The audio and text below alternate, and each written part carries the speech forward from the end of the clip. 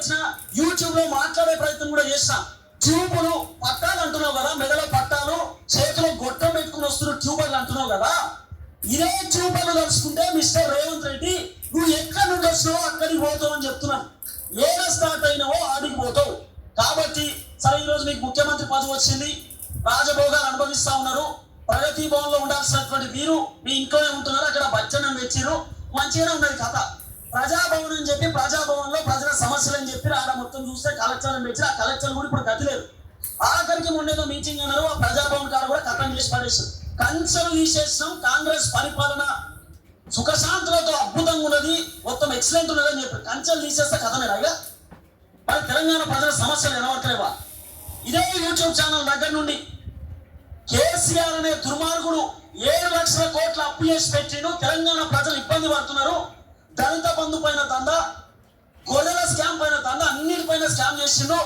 1,00,000 కోట్ల రూపాయలు పెట్టి కేసీఆర్ కాళేశ్వరం ప్రాజెక్ట్ రీడిజైన్ పెట్టి దాన్ని మొత్తం ఆగం చేసేసిందని చెప్పి తెలంగాణ ప్రజలకు వివరించడానికి, తెలంగాణ ప్రజలకు అర్థం కావడానికి ఇదే మైపాలన్న కారు కట్టుకొని ఆ రోజు అసెంబ్లీ ఎన్నికల సందర్భంలో ఇబ్బంది పడుతుంటే నేను మైపాలన్న కొల్లాపూర్ పోయినాం. కొల్లాపూర్ 7:30 మంచి లేని పబ్లిక్. నేను ఇంకో స్టేట్మెంట్ కూడా చెప్తున్నా.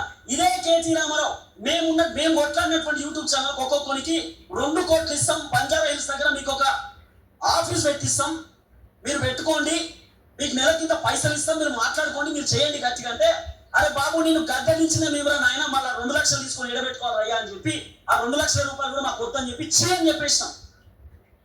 2 లక్షలు నెలకు 2 లక్షలు ఇస్తారట సారు. ఇచ్చి మీరు ఎంప్లాయీస్ పెట్టుకొని కెమెరాలు కొనిస్తాం, ఇదో దందా. రేవంత్ రెడ్డి సార్ డైరెక్ట్ చెప్తారు, మీరు టీఆర్ఎస్ పార్టీకి సంబంధించినటువంటి మీడియా వాళ్ళకి చెప్పాలంటే డైరెక్ట్ చెప్పుకోరు, ఇబ్బంది లేదు.